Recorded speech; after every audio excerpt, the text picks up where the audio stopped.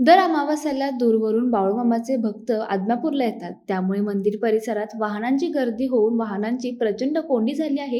ही समस्या दर महिन्याची असते. वाहनतळ नियोजन म्हणावे तसे नसल्याने ही कोंडी अशीच वाढत आहे. मंदिराच्या पश्चिम बाजूला म्हणजेच मोदाळ तिट्याच्या बाजूला एक वाहनतळ आहे. पूर्वेकडून म्हणजेच मुरगुडच्या बाजूने सुद्धा वाहने येतात. या बाजूलाही एक प्रशस्त वाहनतळ असायला पाहिजे. प्रशासनाने याकडे लक्ष घातले पाहिजे. खाजगी जमीन मालक याचा गैरफायदा घेऊन स्वतःच्या जागेत किंवा भाड्याच्या जागेत वाहनतळ तयार करतात. त्याचे दर न परवडणारे असतात. त्यामुळे बरीच वाहने रस्त्याच्या बाजूला कुंपणाकडे लावली जातात. बस, ट्रॅक्टर, ट्रक यांसारखी मोठी वाहने या कोंडीत फसून तासनतास अडकून बसतात.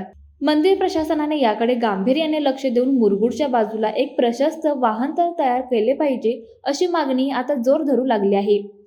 लाईव्ह मराठीसाठी मुरगुडहून सर्जेराव भाट.